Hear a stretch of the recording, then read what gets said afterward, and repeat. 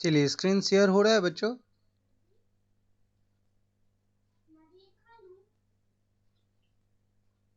Yes sir. Yes.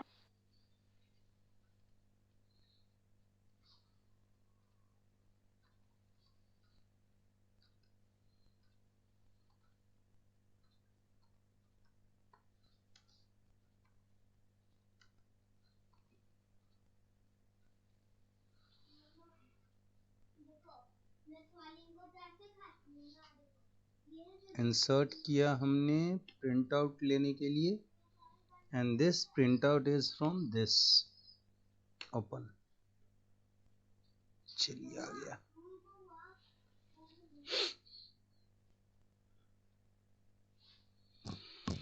तो बच्चों, आज हम बात करेंगे, बहुत ही इंपॉर्टेंट चैप्टर है structure of atom.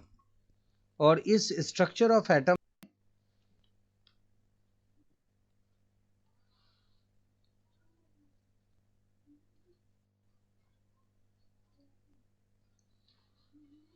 Structure of atom में आपको करना क्या है,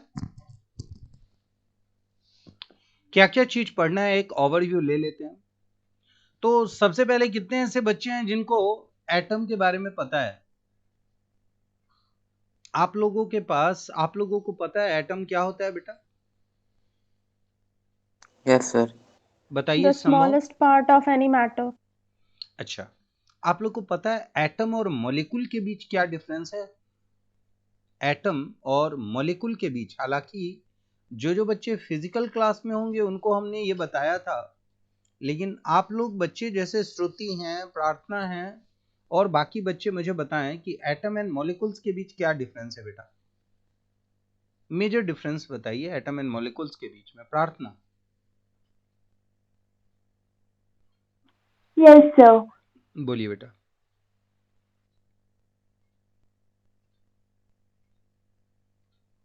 श्रुति, आप भी बोल सकती हो बेटा।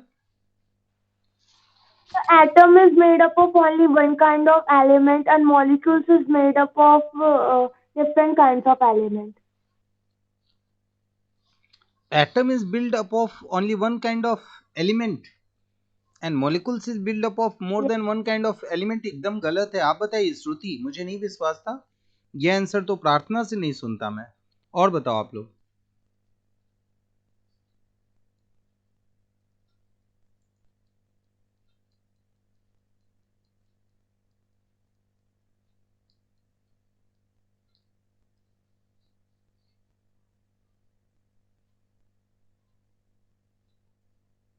सर आप जो बताए थे वो याद तो नहीं है।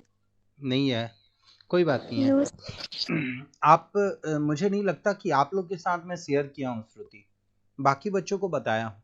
चलिए देखते हैं। देखो बेटा, एटम और मॉलिक्यूल में जो मेजर डिफरेंस है, वो मेजर डिफरेंस क्या है कि एलिमेंट जो है ना, उसको जब हम तोड़ते जाते हैं, जब हम एलिमेंट को तोड़ते जाते हैं तो एक स्टेज ऐसा आता है जिस स्टेज में एलिमेंट की जितनी भी प्रॉपर्टीज होती है वो उस स्टेज में उसके पास होता है, रिटेन करता है। समझ गए? तो हम उस स्टेज को कहते हैं मॉलिक्यूल्स। ठीक है, हम उस स्टेज को कहते हैं मॉलिक्यूल्स। अच्छा, एक चीज और बताऊं मैं कि मॉलिक्यूल्स जो होता है वो फ्रीली एग्जिस्ट करता है, ये फ्री स्टेट में एग्जिस्ट करता है। सर मतलब आपकी आवाज नहीं आ रही। मेरी आवाज आ रही है? हेलो, मेरी आवाज आ रही है? सर आपकी आवाज नहीं आ रही। बच्चों, मेरी आवाज नहीं आ रही है? एक मिनट।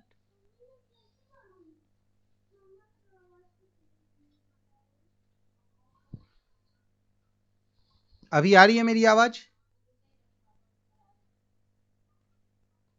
बोलिए। Yes sir sir. Cut cut के आ रही है, क्लियर नहीं आ रही। सभी बच्चों को कट के आ रही है या सभी बच्चों को क्लियर आ रही है? कुछ को कट के आ रही है, प्लीज। सर हमको क्लियर आ रहा है। Yes sir sir clear clear आ है। रहा है। क्लियर आ रहा है। अच्छा प्रार्थना, थोड़ा हो सकता है नेटवर्क इशू, हो सकता है किसी एक एंड से बेटा। चलिए ध्यान दीजिए। देखिए, एलिमेंट जो होता है ना, उसको जब हम तोड़ते जाते हैं, फर्दर डिवाइड करते जाते हैं, तो एक स्टेज ऐसा आता है जिसमें एलिमेंट की सारी प्रॉपर्टी रिटेन करती है, और ये फ्री स्टेट में अवेलेबल भी होता है। लेकिन जब हम मॉलिक्यूल को तोड़ते हैं तब इसके बाद जा करके हमें मिलता है एटम। क्या मिलता है हमें? एटम्स। यानी कि मॉलिक्यूल को हम कहते हैं, कभी कभी हम इसे कहेंगे मोनो एटॉमिक मॉलिक्यूल्स। तो जब हम मोनो एटॉमिक मॉलिक्यूल्स बोलेंगे तो इसका मतलब वो मॉलिक्यूल जो केवल एक एटम से बना हो, केवल एक एटम से बना हो। लेकिन मोनो के बाद जब हम बोलेंगे डाई एटॉमिक, तो इसका मतलब क्या हुआ कि एक से ज्यादा एटम से बना हुआ मॉलिक्यूल। ठीक है। और जैसे कि आप जान रहे हो कि एलिमेंट के भी मॉलिक्यूल्स होते हैं और कंपाउंड के भी मॉलिक्यूल्स होते हैं। अगर कंपाउंड को भी आप तोड़ोगे तो भी ये एक जगह पे आके ये टूट के मॉलिक्यूल बनेगा, और उस मॉलिक्यूल्स के अंदर कंपाउंड की सारी प्रॉपर्टीज होगी। ठीक है। लेकिन कंपाउंड के जो एटम्स होंगे वो एटम्स अलग अलग एटम, अलग अलग एलिमेंट के होंगे, क्योंकि कंपाउंड जो है वो डिफरेंट काइंड्स ऑफ एटम से मिलके बनता है। तो इसके जो मॉलिक्यूल होंगे वो भी डिफरेंट काइंड ऑफ एटम से होगा। जैसे कि कंपाउंड के मॉलिक्यूल का फॉर्मूला है H2O, तो इसमें हाइड्रोजन और ऑक्सीजन एलिमेंट के एटम है। लेकिन एलिमेंट है अगर हमारा हाइड्रोजन, तो H2 है एलिमेंट का मोलेकुलर फॉर्मूला, और H2 डाई एटॉमिक है, मतलब दो एटम के मिलने से H2 मॉलिक्यूल बना। अब मैं आता हूं थोड़ा सा प्रार्थना के डेफिनेशंस को देखता हूं। देखिए, प्रार्थना का डेफिनेशन को अगर मैं रिवर्स करूं तो सही हो जाएगा। एलिमेंट जो है वो केवल एक तरह के एटम से बना होता है, atoms of the same kind, और atoms of the same kind यानी कि सेम तरह के एटम को मिलाएंगे तो मॉलिक्यूल और एलिमेंट बनता चला जाएगा। ठीक है, ठीक है, समझ में आया। और एटम से एलिमेंट बना, जबकि मॉलिक्यूल या कंपाउंड के बारे में जब हम बात करेंगे तो कंपाउंड एक से ज्यादा तरह के एटम से बना होता है। यानी कि X ग्रुप का एक अलग एटम हुआ, Y ग्रुप का अलग हुआ।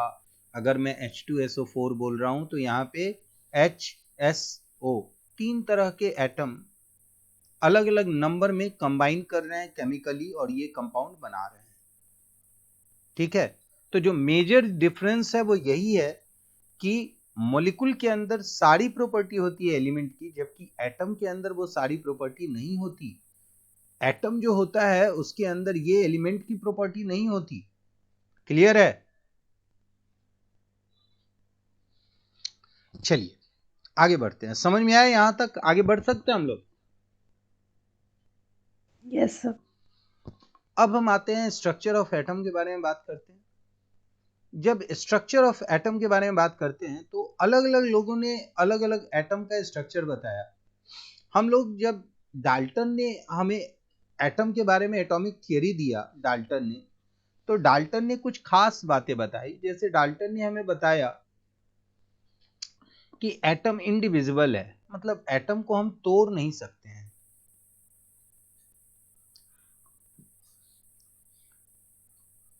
जबकि हमने बाद में क्या ऑब्जर्व किया कि नहीं, एटम के अंदर भी सब एटॉमिक पार्टिकल है।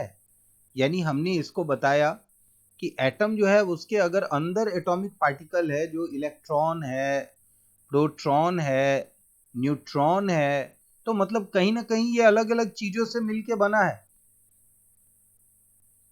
तो डाल्टन का ये जो प्रिंसिपल था ना वो गलत हो गया। फिर डाल्टन ने ये बताया कि जो भी एटम है अगर वो सेम एलिमेंट का है, अगर एक ही एलिमेंट से बनने वाले एटम हैं, तो वो सारे के सारे एटम्स आपस में बराबर होंगे, और न केवल केमिकल बल्कि फिजिकल केमिकल हर एक ढंग से बराबर होगा। डाल्टन ने ये बताया था। लेकिन बाद में हमने देखा कि नहीं, एक अकेले हाइड्रोजन एक अकेले हाइड्रोजन के बारे में हम देखें तो एक ऐसा हाइड्रोजन होता है जिसका 1 यूनिट मास होता है, दूसरा हाइड्रोजन जिसका 2 यूनिट मास होता है और तीसरा हाइड्रोजन जिसका 3 यूनिट मास होता है। मतलब हाइड्रोजन एलिमेंट के भी 3 तरह के एटम देखने को मिलने लगे, तो हम इसे आइसोटॉप्स कहेंगे। लेकिन हाँ, डाल्टन के सिद्धांत के अनुसार अगर मैं केमिकल प्रॉपर्टी के बारे में बात करूं तो वो सही था। केमिकली सभी एटम का जो नेचर है वो सेम रहेगा, मतलब केमिकली ये डिफरेंट नहीं होगा इसके एटम का, लेकिन फिजिकली देखो अलग अलग अगर वजन हो गया तो हम कह सकते हैं ना डिफरेंट है। और साइंस तो छोटा छोटा पॉइंट ढूंढता है बेटा कि उस किस पॉइंट से हम उसको डिफरेंट कर सकते हैं, किस पॉइंट से हम उसको सिमिलर कर सकते हैं। ठीक है। अच्छा, डाल्टन ने यह भी कहा था कि अगर कोई अलग अलग एलिमेंट है एक्स और वाई है तो इस दोनों के एटम आपस में किसी भी तरह सिमिलर नहीं होंगे, केमिकली भी नहीं होंगे और फिजिकली भी नहीं होंगे। क्लियर है? केमिकली भी नहीं होने वाले हैं और फिजिकली भी नहीं।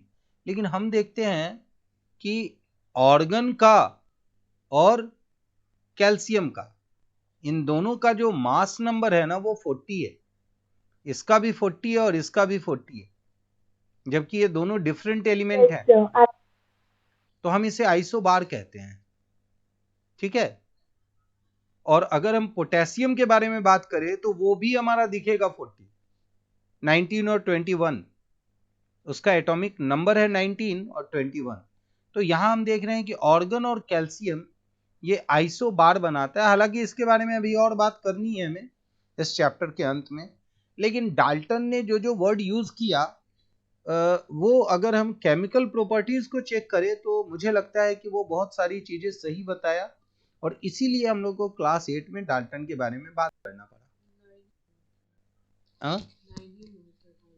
अच्छा, 9 में ही है डाल्टन। चलिए आगे बढ़ते हैं हम। सबसे पहले हम बात करते हैं स्ट्रक्चर ऑफ एटम के बारे में। देखिए बेटा, ये हमारा एक एटम हम मान लेते हैं, इसके बीचों बीच हमारा न्यूक्लियस होता है। एटम में क्या होता है कि इसके चारों तरफ अलग अलग ऑर्बिट में इलेक्ट्रॉन मूव करता है और बहुत फास्ट स्पीड में मूव करता है बेटा। ये जो इलेक्ट्रॉन है वो बहुत फास्ट स्पीड में मूव करता है। क्लियर? इलेक्ट्रॉन्स मूव करता है तो उसका तो नेगेटिव चार्ज होता है और न्यूक्लियस का जो होता है वो पॉजिटिव चार्ज होता है, तो वो उसे एनर्जी रेडिएट करेगा तो फिर से न्यूक्लियस में आके मिल जाएगा इलेक्ट्रॉन। ये रदरफोर्ड का कहना था, जो गलत कहना था। रदरफोर्ड ने कहा, जैसे आप फिजिक्स में अगर आपने सर्कुलर मोशन पढ़ा है बेटा, हम लोग वहां तक पहुंचे क्या प्रार्थना? रदरफोर्ड के बारे में, रदरफोर्ड को कौन रोक दिया? बोर्स ने, नील बोर्स ने एक अपना प्रपोज किया, समझ गए, एक मेथड। उसने बोला कि ये सारे के सारे ऑर्बिट जो है ना वो डिस्क्रीट ऑर्बिट, अलग अलग ऑर्बिट में जो इलेक्ट्रॉन मूव करते हैं वो एनर्जी रेडिएट नहीं करते और इस वजह से वो स्टेबल होते हैं। लेकिन रदरफोर्ड ने जो कहा था वो गलत कहा था, ये डिमेरिट थी उसकी। तो हम लोग क्या रदरफोर्ड तक पहुंचने के लिए तो चलना पड़ेगा ना यहां से बेटा। यस। चलिए आते हैं, सबसे पहले हम बात करते हैं चार्ज पार्टिकल के बारे में। तो एटम को हम चार्ज नहीं बोलते, हम बोलते हैं एटम को न्यूट्रल। क्यों न्यूट्रल बोलते हैं? क्योंकि इसके अंदर इलेक्ट्रॉन जो कि नेगेटिवली चार्ज पार्टिकल है, प्रोटॉन जो कि पॉजिटिव चार्ज पार्टिकल है, इन दोनों के नंबर्स इक्वल होते हैं। ये दोनों आपस में क्या होता है? इक्वल होता है। तो अगर मेरे पास 100 रुपये किसी से लेना है और 100 रुपये किसी को देना है, तो इसका मतलब ये हुआ कि मेरे पास अभी एकदम बिल्कुल खाली है, पैसे नहीं है। ठीक है। तो इलेक्ट्रॉन नेगेटिव भी चार्ज होता है और प्रोटॉन पॉजिटिव चार्ज होता है और दोनों इक्वल नंबर में होता है। तो इसलिए हम कहते हैं एटम्स जो है ना वो केमिकली न्यूट्रल होता है। पर चार्ज पार्टिकल कैसे होगा? अगर हम किसी भी एलिमेंट के एटम के अंदर ये जो इलेक्ट्रॉन है उसको हम या तो रिमूव कर दे और या तो हम गेन कर ले, क्योंकि केवल इलेक्ट्रॉन ही है जो रिमूव भी हो सकता है और गेन भी हो सकता है। और रिमूव और गेन होता है, क्यों होता है? क्योंकि हर एक एटम चाहता है स्टेबल होना। क्या चाहता है वो? स्टेबल होना। ये स्टेबल होने का मतलब ये हुआ बेटा कि एटम के जो बीचों बीच हिस्सा जो हमारा न्यूक्लियस है, उसके चारों तरफ जो एटम है ना, चारों तरफ जो ऑर्बिट है ना, इसके अंदर जो इलेक्ट्रॉन घूमता है, तो इस ऑर्बिट की एक अपनी कैपेसिटी होती है, ठीक है। और इस कैपेसिटी को फुलफिल करने के लिए, जैसे मान यस लो सर। पहला सेल है और हम लोग एक फॉर्मूला याद करेंगे 2n²। n हो गया नंबर ऑफ ऑर्बिट, n क्या हो गया? Number of orbit. तो n बराबर अगर मैं 1 बोलूं तो इसका मतलब हुआ 2 इंटू 1 का स्क्वायर, यानी कि 2। पहले ऑर्बिट के अंदर 2 इलेक्ट्रॉन मैक्सिमम एकोमोडेट कर सकते हैं। कितने इलेक्ट्रॉन मैक्सिमम एकोमोडेट कर सकते हैं? 2 पहले ऑर्बिट में। तो हम पहला ऑर्बिट इस वाले को बना दे रहे हैं, n के बाद वाले को। उसी तरह अगर मैं 2 ले लूं n का वैल्यू, तो 2 इंटू 2 का स्क्वायर यानी 2 इंटू 4, टोटल 8 इलेक्ट्रॉन्स हमारे दूसरे ऑर्बिट में आ सकता है। कितना इलेक्ट्रॉन आ सकता है? 8। ये हो गया मैक्सिमम एकोमोडेशन जो है, ये क्या है? 8 का मैक्सिमम है।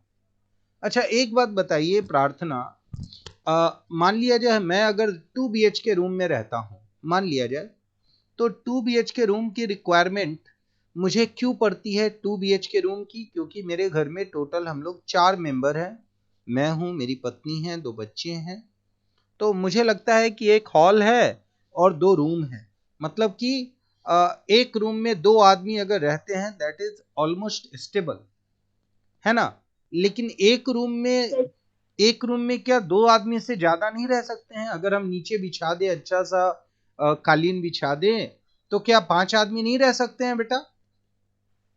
रह सकते हैं सर। बिल्कुल, हॉल में भी रह सकते हैं। तो यहाँ पे याद रखना कि स्टेबिलिटी के लिए हम लोग एक नया फॉर्मूला दिए हैं एटम के अंदर, कि कम से कम अगर पहले सेल को हम छोड़ दें, तो कम से कम अगर 8 इलेक्ट्रॉन सेल में हैं, तो हम कहेंगे स्टेबल है, ठीक है। लेकिन अगर कोई ये पूछे कि थर्ड ऑर्बिट में कितने इलेक्ट्रॉन मैक्सिमम एकोमोडेट कर सकते हैं, तो आप बताओ बेटा 18 कर सकते हैं।